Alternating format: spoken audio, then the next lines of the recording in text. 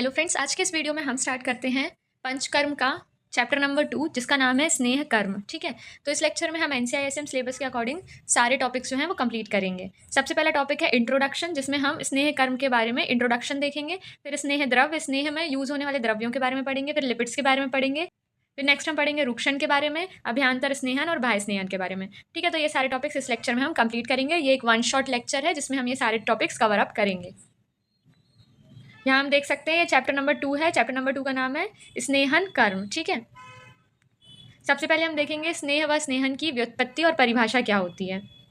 सबसे पहले हम इसकी व्युत्पत्ति देख लेते हैं। स्निग्ध शब्द जो है वो स्नेह धातु से बना हुआ है और घन प्रत्यय से बना हुआ है। ठीक है, उससे ये स्नेह शब्द बना है जो एक पुल्लिंग शब्द है जिसका अर्थ होता है प्रेम या तैलादि रस भेद से। ठीक है, फिर स्नेहन क्या होता है, स्नेह धातु में ल्युट प्रत्यय या ऋच प्रत्यय लगाते हैं तो स्नेहन शब्द बनता है। इसका अर्थ होता है तैलादि से अभ्यंग करना। तो यहाँ पर हमने दो शब्दों का मतलब देखा। सबसे पहला देखा स्नेह जिसका अर्थ होता है प्रेम या तैलादि, ठीक है, रस भेद से। और दूसरा हमने शब्द देखा स्नेहन जिसका अर्थ होता है तैलादि से अभ्यंग करना। ठीक है, तो यहाँ में दिया हुआ है स्नेह शब्द कैसे बनता है, स्नेह धातु से और घन प्रत्यय से। और स्नेहन शब्द बनता है स्नेह धातु में ऋच या ल्युट प्रत्यय लगाने से। ठीक है, तो यहाँ पर हमारी ये व्युत्पत्ति स्नेह की कंप्लीट होती है। नेक्स्ट हम इसकी परिभाषा देख लेते हैं। स्नेहनम स्नेह विषयंत मार्दव क्लेद कारकम। ठीक है, तो ये चरक सूत्र स्थान का श्लोक है। जिस क्रिया द्वारा शरीर में चिकनापन दोषों का विलयन होकर स्त्रवणशीलता कोमलता जलीय घटकों का प्रमाण बढ़कर क्लेदता चिपचिपापन उत्पन्न होता है उसे हम स्नेहन कहते हैं। ठीक है, तो स्नेहन की क्रिया जो होती है उससे शरीर में चिकनापन आता है, स्निग्धता आती है, स्त्रवणशीलता बढ़ती है, ठीक है, कोमलता बढ़ती है शरीर की, और जलीय घटकों का प्रमाण बढ़ जाता है जिससे शरीर में क्लेदता, जिसको हम कहते हैं चिपचिपापन, उत्पन्न होता है। तो ऐसी क्रिया को हम कहते हैं स्नेहन। स्नेहन का महत्व देख लेते हैं।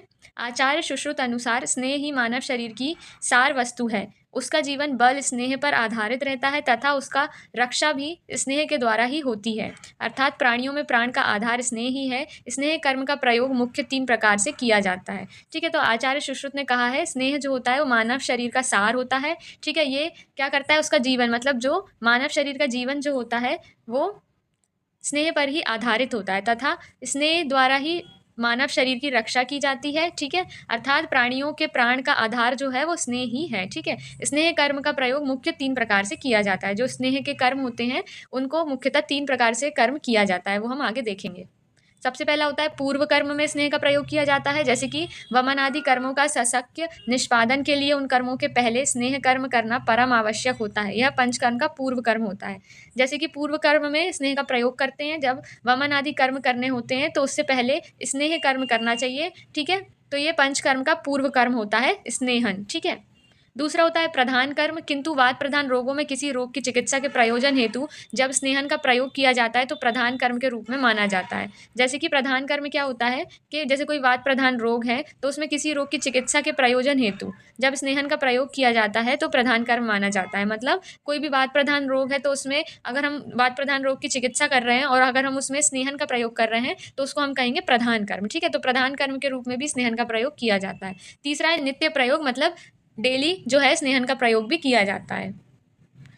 नेक्स्ट हम देखते हैं पूर्व कर्म हेतु कैसे हम स्नेहन का प्रयोग कर सकते हैं। जैसे कि वमन विरेचन बस्ती नस्य के पूर्व कर्म के रूप में स्नेहन एक महत्वपूर्ण आवश्यक कर्म होता है। ठीक है, तो स्नेहन जो होता है वो वमन विरेचन बस्ती नस्य के पूर्व कर्म में बहुत आवश्यक कर्म होता है, क्योंकि स्नेहन द्वारा दोषों को आप पे प्रमाण बढ़ाकर क्लेद उत्क्लेशन होकर स्नेह से मिश्रित हो जाते हैं। इसके पश्चात स्वेदन के उपरांत संशोधन औषध द्वारा दोष शरीर से बाहर निकाल देते हैं। ठीक है, तो अगर वमन विरेचन वस्ती नस्य जो होते हैं उनके पूर्व कर्म में स्नेहन किया जाता है, क्योंकि क्या होता है कि स्नेहन करने से जो प्रकोपित दोष होते हैं वो और ज़्यादा उत्कृष्ट हो जाते हैं और ज़्यादा बढ़ जाते हैं, और फिर वो स्नेह के साथ मिलकर क्या होते हैं कि वो ईजी पड़ता है, स्नेह के साथ वो मिल जाते हैं तो उनको बाहर निकालना ईजी पड़ जाता है। ठीक है, स्नेहन कर्म करने के बाद स्वेदन कर्म किया जाता है, फिर उसके बाद संशोधन औषधि दी जाती है। ठीक है, संशोधन औषधि जो भी है प्रकोपित दोषों को बाहर निकालने के लिए होती है। तो अभी जो भी प्रकोपित दोष है वो स्नेह के साथ मिक्स हो गए और संशोधन औषधियों के कारण फिर वो वही दोष जो है वो शरीर से बाहर निकल जाते हैं। ठीक है, नेक्स्ट हम देखते हैं प्रधान कर्म के रूप में हम स्नेहन का प्रयोग कैसे करते हैं। तो स्नेहपान शमन कराने के लिए, दोषों को ग्रहण कराने के लिए उपयोग में होता है। ठीक है, तो स्नेहपान का उपयोग हम शमन में, ग्रहण में कर सकते हैं, जैसे कि अभ्यांतर स्नेहपान में कर सकते हैं हम।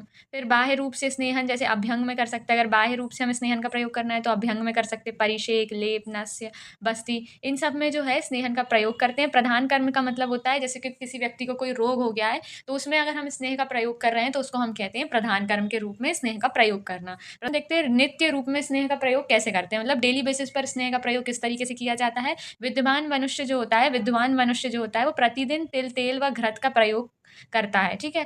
तो हम देख सकते हैं कि तिल तेल और घृत, जैसा कि हम जानते हैं कि जो स्नेह होते हैं वो चार होते हैं, घृत तेल वसा मज्जा। तो तिल तेल और घृत जो होते हैं वो स्नेह होते हैं, अगर हम उनका प्रतिदिन प्रयोग करेंगे तो ये बहुत उत्तम होते हैं, क्योंकि ये उत्तम रसायन होते हैं, तो ये शरीर के लिए बहुत अच्छे होते हैं, ठीक है। शोधन पूर्व वमन विरेचन स्वस्थ एवं रोगी में तथा ब्रहण या शमन हेतु स्नेहपान कराया जाता है। शोधन पूर्व, ठीक है, जैसे कि शोधन करने से पहले, वमन विरेचन आदि करने से पहले स्नेहपान करना चाहिए। स्वस्थ व्यक्ति एवं रोगी व्यक्ति को ग्रहण करने के लिए भी कर सकते हैं, या फिर दोषों के शमन करने के लिए भी स्नेहपान कराया जाता है, ठीक है। यह दोष अनुसार या रोग अनुसार अच्छे स्नेह या औषध संस्कार युक्त स्नेह घृत तेल वसा मज्जा द्वारा स्नेहपान किया जाता है। क्या होता है कि रोग अनुसार और दोष अनुसार जो है स्नेहपान कराया जाता है, या तो अच्छे स्नेहपान कराया जाता है। अच्छे स्नेहपान का मतलब होता है, जैसे कि अगर हम घृत ले रहे हैं तो उसमें कोई भी औषधि नहीं मिली रहेगी, वो सिर्फ घृत होगा, ठीक है। तो हम उसको कहते हैं अच्छे स्नेह। या जैसे कि कोई तेल है तो उसमें अगर हमने कोई भी औषधि द्रव्य नहीं मिलाए हुए हैं तो उसको हम कहेंगे अच्छे स्नेह, ठीक है।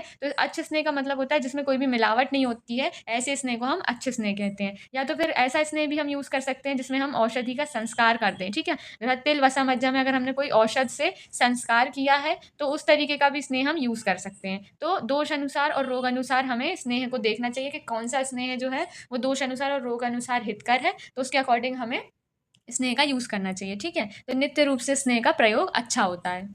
फिर दूसरी बात हम देखते हैं स्नेह के भेद क्या होते हैं। तो उत्पत्ति भेद से स्नेह जो होते हैं दो प्रकार के होते हैं, स्थावर और जांगम। कर्म भेद से होते हैं शोधन शमन और ब्रहण। मात्रा भेद से होते हैं हसी हसी, हस्व, मध्यम और उत्तम। फिर पाक भेद से होते हैं मृदु, मध्य और खर। फिर उपयोग भेद से होते हैं बाह्य और अभ्यंतर, जिसमें कि बाह्य अगर हम देखें तो उसमें आते हैं तर्पण, अश्चेतन, पुटपाक, अभ्यंग, लेप, उद्वर्तन, स्नेह।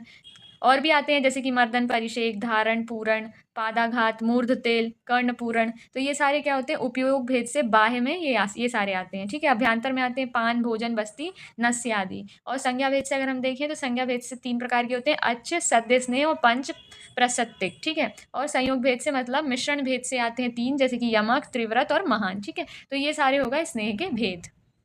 नेक्स्ट हम देखते हैं स्नेहन के योग्य पुरुष। ऐसे कौन से पुरुष होते हैं जिनको हम स्नेहन करा सकते हैं, जिनका श्वेत करना हो, जिनका शोधन करना हो, जो रूक्ष शरीर वाले होते हैं, वात रोग से पीड़ित होते हैं, जो नित्य व्यायाम, मद्यपान एवं स्त्री का सेवन, मैथुनशील करते हैं, ठीक है। फिर नित्य चिंतन करने वाले, युद्ध करने वाले, वृद्ध, बालक, स्त्रियां, कृश व्यक्ति। तो ये सारे जो पुरुष होते हैं ये स्नेहन के योग्य पुरुष होते हैं। नेक्स्ट हम देखते हैं स्नेहन के अयोग्य पुरुष कौन से होते हैं, मतलब कॉन्ट्राइंडिकेशन ऑफ स्नेह।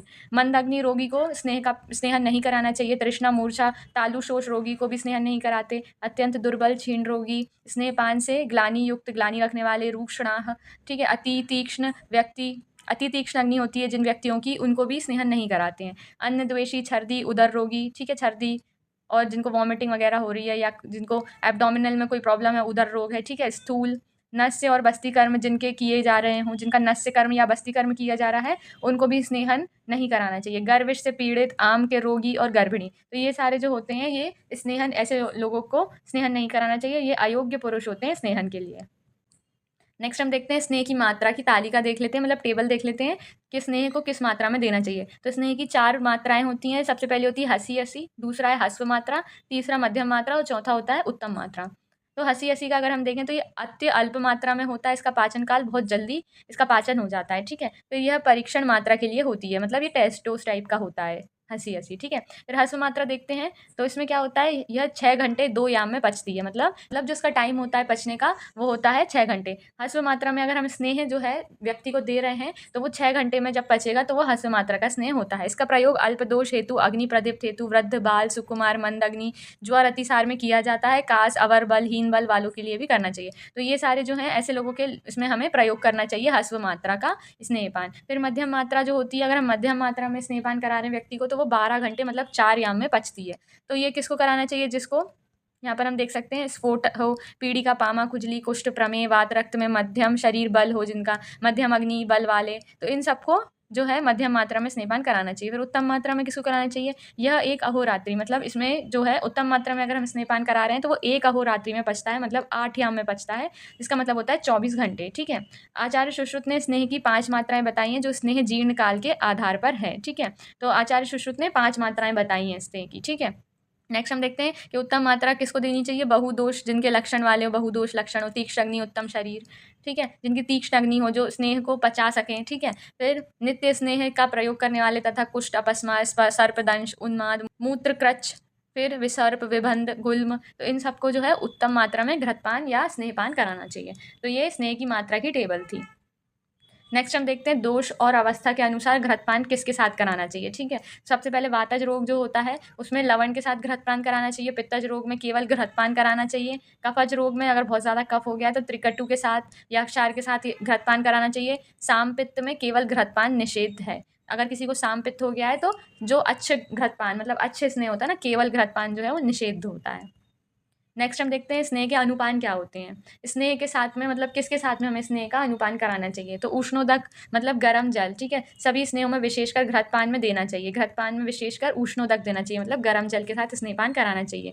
तुवरक तेल व भल्लातक तेल में नहीं देना चाहिए। ये दो प्रकार के तेल होते हैं, जैसे कि सबसे पहला तुवरक तेल और भल्लातक तेल का अगर हम प्रयोग कर रहे हैं तो उसमें हमें उष्णोदक का सेवन नहीं कराना चाहिए व्यक्ति को। फिर उसके बाद यूष में क्या करते हैं, यह तेलपान का अनुपान है। यूष जो होता है तेल के साथ दिया जाता है और मंड जो होता है ये वसा मज्जा का अनुपान है। तो यहाँ पर हम इजीली देख सकते हैं उष्णोदक जो होता है वो घृतपान में दिया जाता है, यूष जो है वो तेलपान में दिया जाता है और मंड वसा और मज्जा के लिए होता है अनुपान।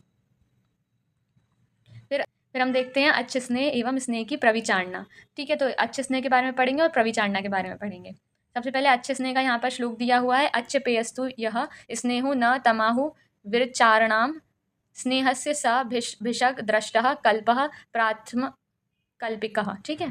तो ये है इसका श्लोक, चरक सूत्र स्थान का ये श्लोक है। इसका अच्छे स्नेह का मतलब क्या होता है, तो अकेले बिना किसी द्रव्य पदार्थ में मिलाए स्नेह अर्थात प्रविचारणा रहित शुद्ध स्नेह या केवल मात्र स्नेहपान अच्छे पेय कहलाता है। कल्पना को स्नेहपान की मुख्य कल्पना कहा गया है। अच्छे स्नेह का मतलब होता है कि अकेला द्रव्य पदार्थ होता है, मतलब जो हमने देखा है कि स्नेह जो होते हैं 4 प्रकार के होते हैं, घृत तेल वसा मज्जा। तो अगर ये प्योर रहेंगे, प्योर घृत है उसमें कोई भी औषधि नहीं मिलाई गई है, शुद्ध रहेंगे, प्योर स्नेह है, तो उसको हम कहते हैं अच्छे स्नेह, ठीक है। फिर उसके बाद स्नेह प्रविचारणा क्या होती है, जिन व्यक्तियों को स्नेह सेवन से कष्ट होता है, जिन व्यक्तियों को अच्छे स्नेह मतलब प्योर स्नेह देने से क्या होता है प्रॉब्लम कष्ट होता है, तो उन व्यक्तियों को हम प्रविचारणाएं देते हैं, ठीक है। अनुभव होती हैं जैसे कि कोष्ठ मृदु तथा क्लेश सहन नहीं कर सकते, ऐसे व्यक्तियों को हम प्रविचारणा देते हैं, स्नेह प्रविचारणा। जो सदा स्नेह का सेवन करते हैं, जो व्यक्ति प्रतिदिन मदिरा पान करते हैं, उनके लिए प्रविचारणा का प्रयोग उत्तम स्नेह की प्रविचारणा 24 प्रकार की होती हैं। इसका मतलब ये होता है कि कुछ व्यक्ति ऐसे होते हैं जिनकी अग्नि उतनी तीक्ष्ण नहीं होती है, जो मदिरा पान करते हैं, ठीक है, प्रतिदिन मदिरा पान करते हैं, तो ऐसे व्यक्तियों को क्या होता है कि स्नेह का पाचन उनकी बॉडी में अच्छे से नहीं हो पाता है, जिसकी वजह से हमें उनको प्रविचारणा करके स्नेह को देना चाहिए। प्रविचारणा का मतलब होता है हम उसको किसी स्नेह को किसी चीज़ के साथ में मिला के देंगे, या तो कोई औषधि के साथ। आगे चल के हम देखेंगे कि 24 प्रकार की प्रविचारणाएं होती हैं, जिसके अनुसार हम स्नेहपान करा सकते हैं व्यक्ति को, जिनकी तीक्ष्ण अग्नि नहीं है, जो स्नेह को पचा नहीं पा रहे हैं ईजिली, तो उनको हम प्रविचारणाएं देते हैं, ठीक है।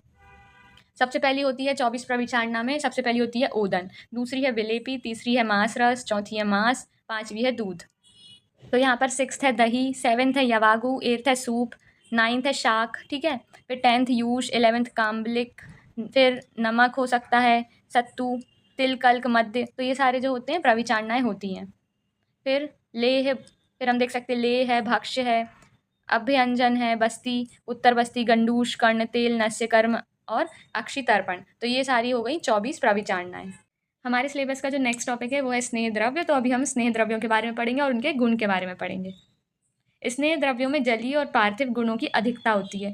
जो स्नेह द्रव्य होते हैं उनमें जल और पार्थिव गुण प्रधान होते हैं, ठीक है। स्नेह उनमें निम्न गुण होते हैं जो शोधन कर्म में उपयोगी होते हैं। मतलब स्नेह द्रव्य जो होते हैं उनमें कुछ ऐसे गुण होते हैं जो शोधन कर्म करते हैं, मतलब प्रकोपित हुए दोषों को शरीर से बाहर निकालते हैं, ठीक है। तो उनमें जो गुण होते हैं वो होते हैं द्रव्य, सूक्ष्म, स्निग्ध, पिच्छल, गुरु गुरु, शीत, मंद, उष्ण, मृत गुण, ये सारे गुण जो होते हैं वो स्नेह द्रव्यों में पाए जाते हैं। फिर इसमें हम देख सकते हैं कि इनके काम क्या होते हैं, जैसे स्नेह द्रव्य जो होते हैं उनके गुण दिए हुए हैं और भौतिक संगठन या उनके कार्य दिए हुए हैं, ठीक है। तो इस टेबल में हम देख सकते हैं जैसे कि स्निग्ध गुण जो होता है वो आप्य होता है, मतलब उसमें जल प्रधान होता है, ये स्नेहन करता है, क्लेदन, विषयंद होता है। गुरु गुण जो होता है वो पार्थिव भौतिक संगठन का होता है, ये क्या करता है, संघात, बल प्रदान करता है, स्थैर्य प्रदान करता है। फिर शीत होता है गुण जो फिर शीत गुण होता है जिसमें जल और वायु की प्रधानता होती है, ये लाघव मतलब शरीर को हल्का बनाने का काम करता है। फिर मृदु देखते हैं उसमें आकाश गुण प्रधान होता है, ये शैथिलकर और लाघवकर होता है। द्रव देखें, द्रव्य में जल गुण की प्रधानता होती है और ये आलोडन, प्रक्लेदन करता है। फिर पिच्छल गुण होता है जिसमें जल की प्रधानता होती है, ये बल, संघात, जीवन और गौरव कर होता है। फिर सर गुण देखें तो आप ये आग्नेय गुण मतलब जल और अग्नि गुण होता है, इसमें स्नेह आदि पचन अनुलोमन करता है ये। फिर मंद गुण और सूक्ष्म गुण दिया हुआ है। मंद गुण जल प्रधान होता है, ठीक है, इसलिए शमन आदि क्रिया में हेल्पफुल होता है। और सूक्ष्म गुण जो होता है वो नाभस होता है, मतलब उसमें आकाश महाभूत की प्रधानता होती है और ये अति सूक्ष्म अवयवों में प्रवेश करता है, ठीक है। तो ये सारे जो हो गए स्नेह द्रव्य जो होते हैं उनके गुण होते हैं, ठीक है। और उसके अकॉर्डिंग यहाँ पर उसमें पंचभौतिक संगठन दिया हुआ है कि किस महाभूत की उनमें प्रधानता होती है। और तीसरा यहाँ पर उनके कार्य दिए हुए हैं कि ये जो गुण होते हैं, जो स्नेह द्रव्यों में गुण पाए जाते हैं, उनके क्या कार्य होते हैं, उसके बारे में यहाँ पर बताया हुआ है। फिर हमारे सिलेबस का नेक्स्ट टॉपिक है लिपिड्स, तो इसके बारे में पढ़ लेते हैं। Lipids are organic compounds that are insoluble in water but soluble in non polar solvents. Lipids क्या होता है कि ये एक ऑर्गेनिक कंपाउंड होता है जो वाटर में इनसॉल्युबल होता है, मतलब वाटर में घुलता नहीं है, और soluble in non polar solvents. और नॉन पोलर सॉल्वेंट्स जो होते हैं जैसे कि क्लोरोफॉर्म और ईथर, इनमें ये जो लिपिड्स होता है वो घुल जाता है, ठीक है। Play a crucial role in energy storage structural compounds of cell membranes and signalling molecules. तो जो ये लिपिड होता है वो क्रूशियल रोल मतलब इंपॉर्टेंट रोल प्ले करता है एनर्जी को स्टोर करने में, सेल मेम्ब्रेन्स में जो स्ट्रक्चरल कंपाउंड्स होते हैं उनके स्ट्रक्चर को मेंटेन करने में, और मॉलिक्यूल्स के सिग्नलिंग में लिपिड्स का बहुत बड़ा रोल प्ले होता है। नेक्स्ट हम देखते हैं क्लासिफिकेशन ऑफ लिपिड्स। तो लिपिड्स को कुछ क्लासेस में डिवाइड किया हुआ है, जैसे कि simple lipids, compound lipids, derived lipids, steroids और मिसलेनियस।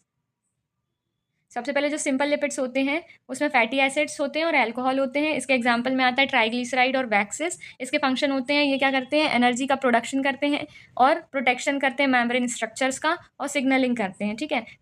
कंपाउंड लिपिड्स जो होते हैं उसमें फैटी एसिड्स, अल्कोहल और एडिशनल ग्रुप्स प्रेजेंट होते हैं, जो फॉस्फोलिपिड्स और ग्लाइकोलिपिड्स इसके एग्जाम्पल होते हैं और ये स्ट्रक्चर को मेंटेन करके रखते हैं। फिर ड्राइव लिपिड्स जो होते हैं वो हाइड्रोलाइसिस प्रोडक्ट्स से बने हुए रहते हैं, जो फैटी एसिड्स, कोलेस्ट्रॉल और स्टेरॉइड्स इसके एग्जाम्पल होते हैं। और फंक्शन अगर इसके हम देखें तो ये प्रिकर्सर्स हार्मोन्स का रेगुलेशन करते हैं। फिर स्टेरॉइड्स देख लेते हैं, तो ये 4 रिंग स्ट्रक्चर होते हैं स्टेरॉइड्स। इसमें क्या होते हैं, इसके एग्जांपल है cholesterol, steroid hormones. Membrane fluidity hormone synthesis करते हैं ये, ठीक है, मेम्ब्रेन में फ्लूइडिटी प्रोवाइड करते हैं और हार्मोन्स का सिंथेसिस करते हैं। फिर मिसलेनियस होते हैं जो डिराइव्ड स्ट्रक्चर के बने हुए रहते हैं, जैसे कि विटामिन ए, डी, ई के, ठीक है। तो ये सारे इसके एग्जाम्पल हो गए मिसलेनियस के। और ये क्या करते हैं, एंटीऑक्सीडेंट प्रोवाइड करते हैं बॉडी को, और विजन और बोन हेल्थ के लिए रिस्पॉन्सिबल होते हैं। तो ये सारे हो गए क्लासिफिकेशन ऑफ लिपिड्स। फिर साइट्स ऑफ फैट डाइजेशन देख लेते हैं, फैट्स का डाइजेशन किस तरीके से होता है। तो माउथ में होता है सबसे पहले फैट का डाइजेशन। तो ये इधर पर माउथ में जो होता है लिंगुअल लाइपेस नाम का एंजाइम प्रेजेंट होता है, जो बहुत मिनिमम डाइजेशन करता है माउथ में, लेकिन इन्फेंट्स में जो ये डाइजेशन होता है वो ज़्यादा होता है। तो स्टमक में होता है फैट्स का डाइजेशन, जैसे कि गैस्ट्रिक लाइपेस प्रेजेंट होता है, तो ये क्या करता है, ट्राइग्लिसराइड्स को डाइजेस्ट करता है। नेक्स्ट है स्मॉल इंटेस्टाइन, मेजर साइट होती है स्मॉल इंटेस्टाइन में, सबसे ज़्यादा फैट का डाइजेशन होता है, ठीक है। Emulsification of bile, enzymatic hydrolysis by pancreatic lipase, ठीक है। तो पैनक्रियाटिक जूस और ये बाइल जूस के कारण सबसे ज़्यादा जो डाइजेशन होता है फैट्स का वो स्मॉल इंटेस्टाइन में ही होता है। एंजाइम इन्वॉल्व अगर हम देखें तो लिंगुअल लाइपेज जो माउथ और स्टमक में प्रेजेंट होता है, ठीक है।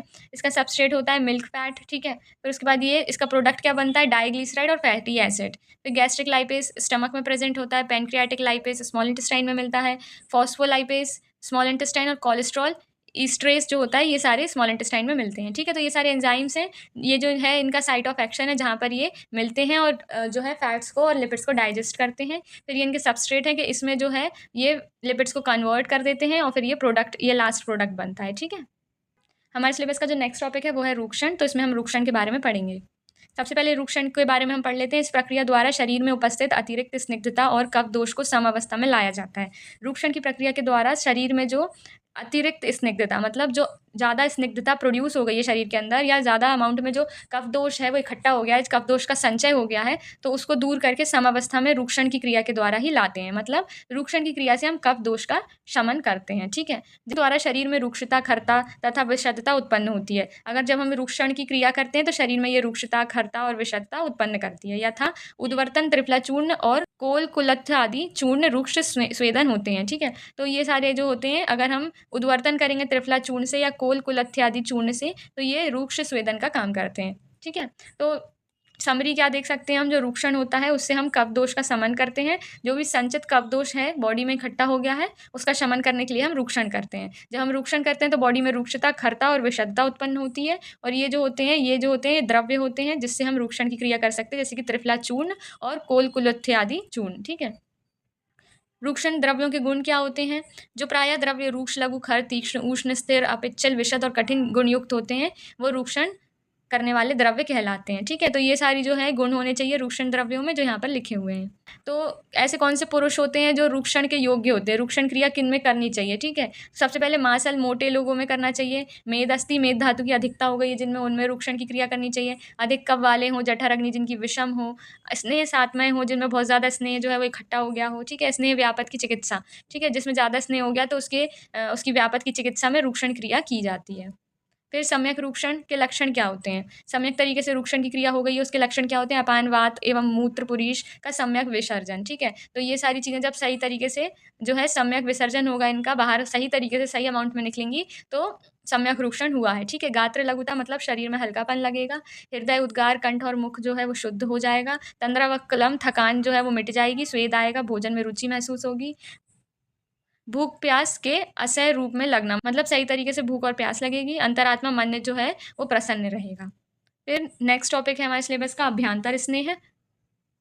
अभ्यांतर स्नेह के कुछ प्रकार होते हैं, जैसे शोधनार्थ, शमनार्थ और ब्रहणार्थ। ठीक है, तो टाइप्स अगर हम देखें तो इस तरीके से हम जो है अभ्यांतर स्नेह का पान करा सकते हैं, जैसे कि भोजन, पान, नस्य और बस्ती। तो ये जो होते हैं ये साधन होते हैं जिसके द्वारा हम अभ्यांतर स्नेह को शरीर में उनका पान करा सकते हैं। इन 4 प्रकारों से स्नेह का अभ्यांतर प्रयोग होता है। नेक्स्ट हम देखते हैं कि कर्म अनुसार स्नेहपान के कितने भेद होते हैं। तो कर्म के अनुसार स्नेहपान के 3 भेद होते हैं, शोधन, शमन और ब्रहण। ठीक है, तो जब हम शोधन कराते हैं तो हम स्नेहपान किस तरीके से कराते हैं हम उसके बारे में देख लेते हैं। शोधन कराते टाइम जो स्नेहपान की मात्रा अगर मध्यम होती है तो उसे प्रातः काल देना चाहिए, और मृदु कोष्ठ वालों को 3 दिन तक, मध्यम कोष्ठ वालों को 4, 5, 6 दिन तक और क्रूर कोष्ठ वालों को 7 दिन तक स्नेहपान कराना चाहिए। अगर उत्तम मात्रा में हम स्नेहपान करा रहे हैं शोधन कराते टाइम, तो रात्रि भोजन जीर्ण होने के बाद हमें जो है स्नेहपान कराना चाहिए, और साथ ही साथ ये सेम ही रहेगा, मतलब कोष्ठ अनुसार जो दिवस रहेंगे वो सेम ही रहेंगे। ठीक है, तो यहाँ पर हम देख सकते हैं कि शोधन के टाइम पर हम अभ्यांतर स्नेहपान का उपयोग करते हैं। फिर देखते हैं शमन के टाइम पर हम अभ्यांतर स्नेहपान का उपयोग किस तरीके से कर सकते हैं। सबसे पहले अगर हमने स्नेहपान उत्तम मात्रा में देंगे तो हम ऐसे कौन से रोग हैं जिसमें हम स्नेहपान उत्तम मात्रा में देते हैं। ठीक है, जैसे कि गुल्म, विसर्प, उन्माद, मूत्र, क्रच, मल सूख जाता है, इन सब के केसेस में हम जो स्नेहपान रहता है वो उत्तम मात्रा में देते हैं। ठीक है, और कब देते हैं? भूख लगने पर देते हैं, और कोष्ठ के अनुसार यहाँ पर दिया हुआ है, मृदु में 3 दिन, मध्यम कोष्ठ वालों को 4, 5 या 6 दिन और क्रूर कोष्ठ वालों को 7 दिन। तो ये सारे जो कोष्ठ के जो दिवस दिए हुए हैं ये तो सब में सेम ही रहेंगे। ठीक है, फिर मध्यम मात्रा देंगे। अगर मध्यम मात्रा में स्नेहपान करवा रहे हैं तो किसमें हम मध्यम मात्रा में स्नेहपान करवाते हैं? कौन से रोग होते हैं? जैसे कि अधिक ना खाने वाले, मृदु कोष्ठी, बल मध्यम हो जिनका, ठीक है, कुष्ठ, प्रमेह, वात, रक्त, तो इन सारी डिसीज़ में हम मध्यम मात्रा में स्नेहपान कराते हैं भूख लगने पर। ठीक है, ये सेम ही रहेगा। फिर हीन मात्रा में कब देते हैं हम स्नेहपान? जब वृद्ध, बालक, सुकुमार, रक्तकोष्ठ, ठीक है, मंदग्नि, जीर्ण, कास, जीर्ण, अतिसार या अल्प बल होता है तब हम हीन मात्रा में स्नेहपान कराते हैं भूख लगने पर, और ये सेम है। ठीक है, तो यहाँ पर हम देख सकते हैं कि जब शमन कर्म करवाते हैं तो अभ्यांतर स्नेहपान का किस तरीके से प्रयोग करना है, उसकी क्या विधि होती है, कौन से रोग में प्रयोग करते हैं, या किस समय या किस काल में हमें स्नेहपान कराना है और कितने दिनों तक कराना है, ये पूरी टेबल में दिया हुआ था। फिर यहाँ पर हम देख सकते हैं ब्रहण कराते टाइम हीन मात्रा में स्नेहपान करवाना चाहिए मात्रा के अनुसार। फिर उसके बाद आचार्य चरक ने इसका कोई निश्चित काल नहीं बताया, ब्रहण कराते टाइम कोई निश्चित काल नहीं बताया आचार्य चरक ने किस काल में स्नेहपान कराना चाहिए। और कोष्ठ के अनुसार ये सेम ही रहेगा, मृदु कोष्ठ वालों को 3 दिन, मध्यम वालों को 4, 5, 6 दिन और क्रूर वालों को 7 दिन तक स्नेहपान कराना चाहिए। फिर यहाँ हम देख सकते हैं मात्रा के अनुसार, जैसे स्नेह के भेद अगर हम देखें तो स्नेह के 3 भेद होते हैं, मतलब स्नेहपान जिस तरीके से हम करा सकते हैं उनके 3 भेद होते हैं। कर्म के अनुसार स्नेहपान के 3 भेद होते हैं, संशमन स्नेह, शोधन स्नेह और ब्रहण स्नेह। तो संशमन स्नेह जब हम करा रहे होते हैं तो भोजन के समय भूख लगने पर कराया जाता है, उससे दोषों का शमन होता है। शोधन स्नेह जो होता है रात्रि भोजन जीर्ण होने पर प्रातःकाल उत्तम मात्रा में कराया जाता है, इससे क्या होता है कि बॉडी में जो भी प्रकोपित दोष है वो बाहर निकलते हैं। फिर ब्रहण देखें तो भोजन के साथ अल्प मात्रा में कराया जाता है, तो उससे ये ब्रहण होता है। ठीक है, तो स्नेह को अलग अलग तरीके से दिया जाता है जिससे कि संशमन और शोधन और ब्रहण हो सके। फिर मात्रा देखें तो शोधन, शमन और ब्रहण में मात्रा, शोधन के टाइम पर मध्यम स्नेहपान कराना चाहिए, आचार्य चरक ने कहा है, वाग्भट ने बोला है उत्तम। ठीक है, और शमन के टाइम पर आचार्य चरक के अनुसार उत्तम स्नेहपान कराना चाहिए, और आचार्य वाग्भट के अनुसार मध्यम स्नेहपान कराना चाहिए। ठीक है, ब्रहण के टाइम पर हस्व स्नेहपान आचार्य चरक के अनुसार और अल्प स्नेहपान वाग्भट के अनुसार बताया है। ठीक है, हमारे सिलेबस का नेक्स्ट टॉपिक है बाह्य स्नेहपान। ठीक है, बाह्य स्नेहपान। ठीक है, अभ्यंग का अर्थ क्या होता है, मतलब बाह्य स्नेहपान में हम अभ्यंग लेते हैं, ठीक है। तो अभ्यंग का अर्थ क्या होता है, शरीर पर तेल आदि लगाने को अभ्यंग कहते हैं। तो अभ्यंग जो होता है बाह्य स्नेहपान के अंतर्गत आता है। अभ्यंग शब्द की जो निष्पत्ति हुई है वो अंग धातु गति के अर्थ में प्रस्तुत है। इसमें अभि उपसर्ग और अभ्यंग शब्द बनता है, ठीक है। तो अभ्यंग शब्द में अभि जो होता है वो उपसर्ग होता है। इसका शब्द का अर्थ होता है कुछ गतियाँ करना, ठीक है। तो अभ्यंग शब्द का अर्थ होता है कुछ गतियाँ करना। अभि उपसर्ग लगता है और अंग धातु लगता है, तो अभ्यंग शब्द बनता है। अभ्यंग संपूर्ण शरीर पर करना चाहिए, किंतु सिर, कानों और पैर के तलुओं पर विशेष रूप से अभ्यंग करना चाहिए। ऐसे तो अभ्यंग संपूर्ण शरीर में करना चाहिए, लेकिन सिर, कानों में और पैर के तलुओं पर विशेष रूप से अभ्यंग करना चाहिए। अभ्यंग का लौकिक अर्थ होता है मालिश करना, ठीक है। शरीर पर स्नेह का लगाना या अन्य किसी स्नेह द्रव्य द्वारा अनुलोम गति से मालिश करना उसको अभ्यंग कहते हैं। अनुलोम गति क्या होता है, एक होता है प्रतिलोम और एक होता है अनुलोम। अनुलोम गति मतलब जो हमारे रोम क्षेत्र हैं उसके डायरेक्शन में अगर हम गति करेंगे तो वो अनुलोम गति होती है, और उसके अपोजिट डायरेक्शन में करेंगे तो वो प्रतिलोम गति होती है। तो अभ्यंग हमें हमेशा अनुलोम गति में करना चाहिए, ठीक है। फिर हमें कैसे अभ्यंग करना चाहिए, मतलब किन द्रव्यों का यूज़ करना चाहिए अभ्यंग के टाइम पर। अगर वातज दोष है किसी के शरीर में तो स्नेह या तेल का यूज़ करना चाहिए, ठीक है। वातज दोष में हमें नारायण तेल, महानारायण तेल और कोटम, चुक्कादि तेल, माश तेल, महामाश तेल, तो ये सारे तेल हमें यूज़ करने चाहिए। बला तेल, धन्वंतरि तेल, ठीक है, दशमूल तेल, अश्वगंधा तेल, तो ये सारे जो हैं वातज दोष के लिए तेल बताए गए हैं। यहाँ पर स्नेह द्रव्य बताए गए हैं जिनका उपयोग करके हम वातज दोष को शमन कर सकते हैं, ठीक है। फिर पित्तज दोष के लिए चंदन आदि तेल, मंजिष्ठा तेल, क्षीरबला तेल, कपूर आदि तेल, पंचतिक्त, घृत, शतावरी तेल और पिंड तेल, इन सब तेलों से हम पित्तज दोष में अभ्यंग करेंगे तो पित्तज दोष जो है उनका शमन होगा। फिर कफज दोष के लिए हम सहचारी तेल, विषगर्भ तेल, धतुर, पत्रादि तेल और सेंधवादि तेल यूज़ कर सकते हैं, ठीक है। तो इससे कफ दोष का शमन होता है अगर इन तेलों से हम व्यक्ति का अभ्यंग करेंगे तो। आदि अभ्यंग के गुण, मतलब पैरों में अभ्यंग करने के गुण क्या होते हैं। तो खरत्व, खुरदुरापन दूर होता है पैरों का, ठीक है। कड़ापन, जो स्तब्धता आ गई है पैरों में, वो दूर होती है। रुक्षता, रूखापन दूर होता है। थकावट तथा पैरों की शून्यता जो है शीघ्र शांत हो जाती है। पैरों में सुकुमारता। अभ्यंग के गुण क्या होते हैं, ये जो होता है जराहर होता है, मतलब वृद्धावस्था, इससे जो लोग अभ्यंग करते हैं उनकी वृद्धावस्था देर से आती है। श्रमहर होता है, थकान को दूर करता है तथा अच्छी निंद्रा लाने वाला होता है। फिर वाथर होता है, वात का शमन करता है। दृष्टि प्रसादकर होता है, नेत्र की ज्योति बढ़ाता है। पुष्टिकर, शरीर को पुष्ट बनाता है। आयुष्कर, धातुओं को पोषण कर आयु बढ़ाता है। स्वप्नकर, निंद्रा अच्छी आती है, ठीक है। अभ्यंग करने के बाद निंद्रा अच्छी आती है। फिर हम देखते हैं अभ्यंग के योग्य पुरुष। वमन, विरेचन, वस्ती, नस्य के पूर्व कर्म के रूप में जो है अभ्यंग किया जाता है। जब पंचकर्म करते हैं उससे पहले अभ्यंग भी किया जाता है, ठीक है। वमन, विरेचन, वस्ती और नस्य करने से पहले का जो पूर्व कर्म होता है वो अभ्यंग होता है, ठीक है। तो अवतर्पण जन्य व्याधियों में किया जाता है। फिर वात व्याधि में करते हैं, निराम दोष में और दिनचर्या के रूप में अभ्यंग किया जाता है। मुलायमपन आता है, बल, स्थिरता, दृष्टि प्रसाद, मतलब नेत्रों के लिए भी हितकर होता है पैरों में अभ्यंग करना, और वायु का शमन होता है। घृदसी वात, पैरों की स्फुटन और पैरों की शिरा और स्नायु में संकोच नहीं होता है, ठीक है। निद्रा आती है, देह को सुख मिलता है, नेत्रों की दृष्टि और शक्ति बढ़ती है। तो पैर में अभ्यंग करने के ये सारे फायदे होते हैं। अभ्यंग के हेतु अगर हम देखें तो 7 स्थिति या 7 आसन होते हैं जिसमें अभ्यंग का प्रयोग करते टाइम ये 7 आसन का उपयोग किया जाता है। जैसे कि पाँव सीधा रखकर बैठाकर, सिटिंग विथ लेग्स एक्सटेंडेड, ठीक है। फिर पीठ के बल लेटा देते हैं सुपाइन पोजीशन में। फिर वाम पार्श्व पर लेटाते हैं, मतलब लेफ्ट लेटरल साइड। फिर वक्ष उधर के बल लेटाकर, मतलब प्रोन पोजीशन, ठीक है। फिर दक्षिण पार्श्व पर लेटाते हैं राइट लेटरल पोजीशन पर। पुनः पीठ के बल लेटा देते हैं, मतलब अगेन सुपाइन पोजीशन, मतलब सीधे लेटा देते हैं। और फिर पुनः बैठाकर again sitting with legs extended. तो ये पूरी प्रोसेस होती है जिस तरीके से हमें अभ्यंग पूरे टाइम करना चाहिए। जैसे कि ये 7 स्टेप्स फॉलो करना चाहिए। इस तरीके से जो पेशेंट होता है उसकी पोजीशन होती है, उसके अकॉर्डिंग हमें अभ्यंग करना चाहिए। यहाँ पर हम देखते हैं टाइप्स ऑफ अभ्यंग, जैसे कि कर्ण अभ्यंग, शिरो अभ्यंग, हस्त अभ्यंग यहाँ पर दिया हुआ है। फिर यहाँ पर हम देख सकते हैं पाद अभ्यंग दिया हुआ है, और यहाँ पर नाभि अभ्यंग, ठीक है। तो ये डिफरेंट टाइप्स ऑफ अभ्यंग होते हैं। यहाँ पर हमारा चैप्टर 2 का 1 शॉर्ट वीडियो होता है कंप्लीट। मिलते हैं नेक्स्ट वीडियो में। Thank you.